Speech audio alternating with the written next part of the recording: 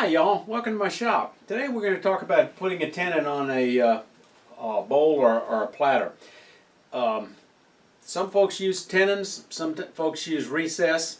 Some of my friends say tenons are stronger, others say recess, and I agree with my friends. But seriously, I tend to use a tenon in most instances except for platters, but recesses are good too. And today I want to show you some of the ins and outs, some of the tricks of cutting a recess. And I also want to show you some different tools you can use to cut that recess, including a specially ground tool that I'll show you in detail. So tenons, rather recesses, work great on face grain work, that is where the grain is running perpendicular to the bedway, such as a platter or a bowl. It is not such a good idea for, say, a box or a vessel where the grain is in spindle orientation in the direction of the bedways, because it's going to have a tendency to tear out. So let's get started. Let's make a recess. Okay, I've got this recess area marked to fit my standard Nova chuck jaws. So we're going to cut that out. The first thing we're going to do is open that up a little bit with a spindle gouge.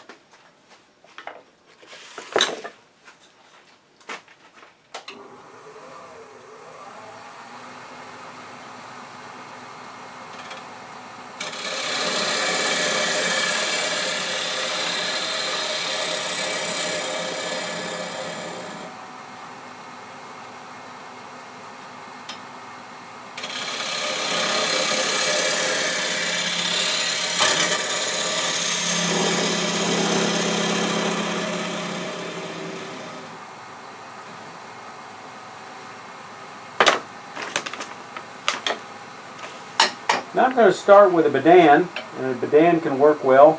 We're going to use it in a scraping mode, cutting with a corner, so we're going to have the handle slightly up, and we're going to push back in. And come back and just ease it over.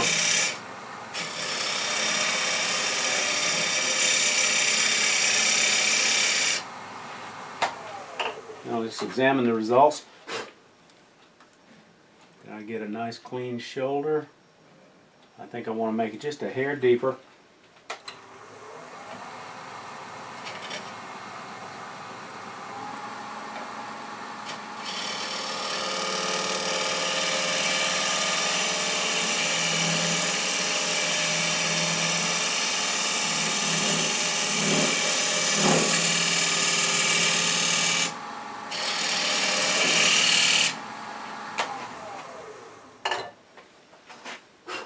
Okay, and I think we've got an acceptable recess. I've got a nice clean shoulder in there. I've got a slight dovetail that I believe will come close to matching my jaws. It's approximately 1/8 of an inch thick. If I use a Nova multi-tool jig, I can match this, and I can tell that it's on the money. Now, I could have also, used a skew and come in there and do that. But if so, this end would have had to be flat, not round, to get a good clean cut as you work it back.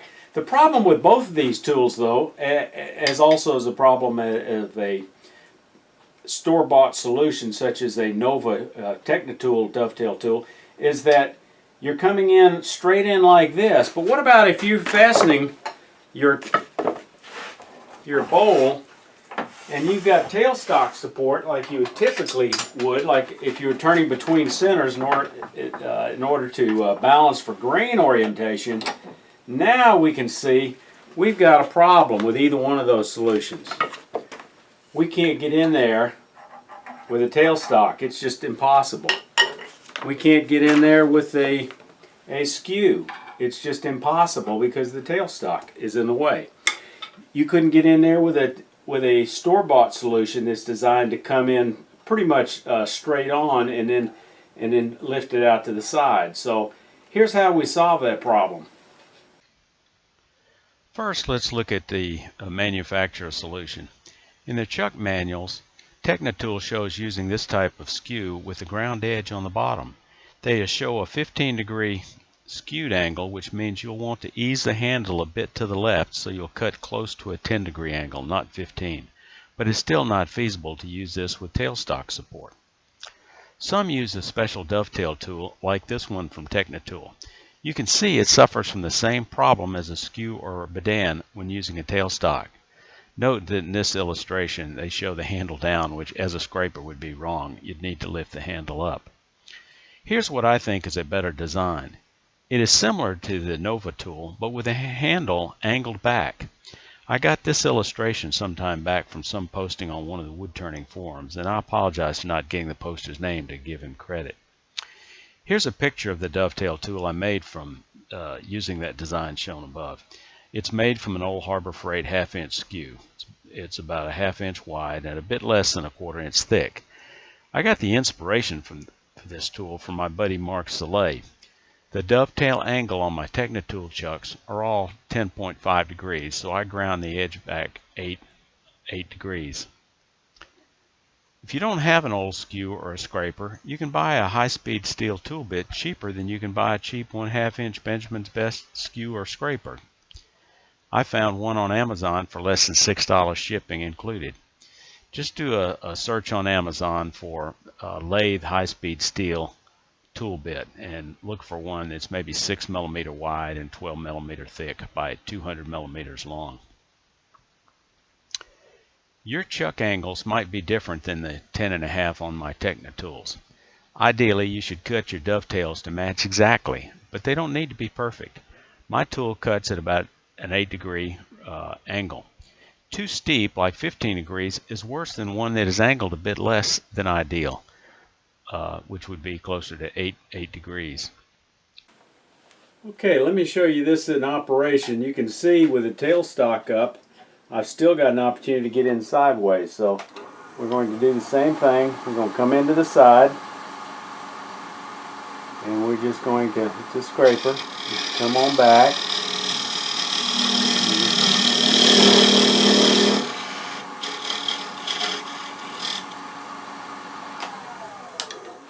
And there we are. The depth of the recess does not need to be too deep. An 1/8 inch is about right for most woods and projects. Too deep does not help and does not look as attractive in the finished piece if you leave it. Okay, just a couple more points I don't think I covered. You want to make sure that wall thickness here between the recess and the outside is a minimum of a 1/2 inch. An inch would be better. Larger bowls, maybe even larger. In terms of a shape, I like a slight convex here in the very middle because it gives you a little more room on the inside to deepen your bowl, but you don't want to get too convex on the side. This side here, your bowl jaws need to be resting on that outer ring. Again, about an 1/8 of an inch thick is pretty good for that recess. And you want to make this diameter optimum for your diameter jaw, so your jaws are opening up only just a little bit, and that leaves the minimum, it leaves maximum steel on there with a minimum of marking. Don't make the opening too large or you'll have less steel on the wood.